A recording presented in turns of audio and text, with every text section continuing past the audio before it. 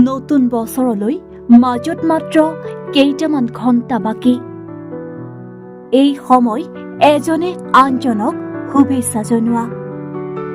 আধুনিকতাৰ ধামখুমীয়াত নাইকিয়া হৈছে পূৰ্বৰ গ্ৰিটিংছ কাৰ্ডৰ মধুৰতা। নতুন বছৰলৈ মাজত মাত্ৰ কেইটামান ঘণ্টা বাকী। 2026ক আদৰিবৰ বাবে সাজু বিশ্ববাসী। এতিয়া এই সময় এজনে আনজনক শুভেচ্ছা জনোৱাৰ। কিন্তু সময়ৰ পৰিৱৰ্তনৰ লগে লগে শুভেচ্ছা জনোৱা ব্যৱস্থাও সলনি হৈছে।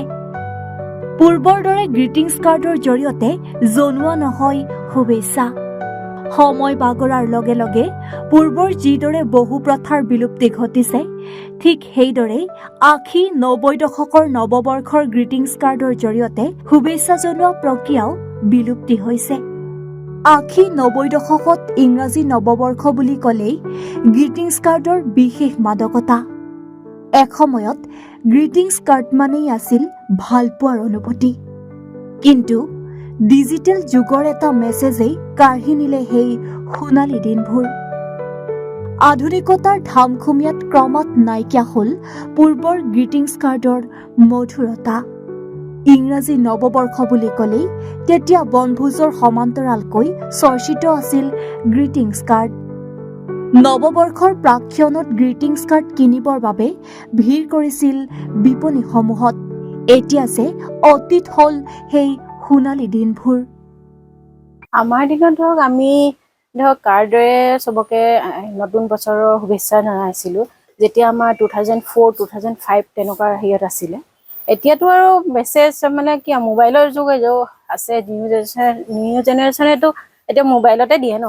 সেইটো কাৰণে মানে গ্ৰিটিংছ কাৰ্ড যে আছিলে পাহৰি গৈছে, মানে এতিয়া নিউ জেনেৰেশ্যনে পাহৰি গৈছে সেইটোনো কি কেনেকুৱানো আছিলে গ্ৰিটিংছ কাৰ্ড, কেনেকুৱাকে আছিলে একোৱে মানে সিহঁতি এতিয়া নাজানে, নুবুজে। কিছুমানেতো কি বস্তু মানে কেনেকুৱানো বস্তু সেইটো মানে সিহঁতি সোধেহে যে এইটো কেনেকুৱা বস্তু, তেনেকুৱা টাইপৰ। আৰু গ্ৰিটিংছ কাৰ্ড আৰু এতিয়া যে হোৱাটছএপ বা সামাজিক মাধ্যমত মেছেজটো দিয়ে, পাৰ্থক্যটো কি? গ্ৰিটিংছ কাৰ্ড দিয়াটো কি ভাল লগা আছিল তেতিয়া এটা বেলেগ মানে সেইটো অনুভৱটো বেলেগ আছিলে দেই। মানে ইমান মানে সেইটো বেছি হেঁপাহ নিচিনা লাগে, মানে যে মৰম, বেছি মৰম আছিলে গ্ৰিটিংছ কাৰ্ডটোত।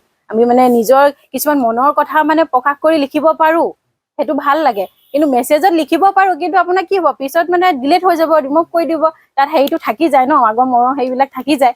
তেনেকুৱা হয় মানে গ্ৰিটিংছ কাৰ্ডত থাকি যায়, মোবাইলত থাকক আকৌ ডিলিট হৈ যাব, ৰিমুভ হৈ যায়, নাথাকে, তেনেকুৱা এটা হেৰি হয় আৰু। কিন্তু এই ঘজাই একদম পুৰা মানে শ্ব'কেছ ভৰ্তি হৈ থাকে আমাৰ মানে।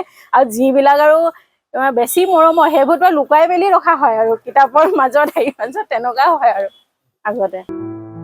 শিৱসাগৰৰ পৰা প্ৰশান্ত দাসৰ ৰিপৰ্ট, এনি ভাৰত 24।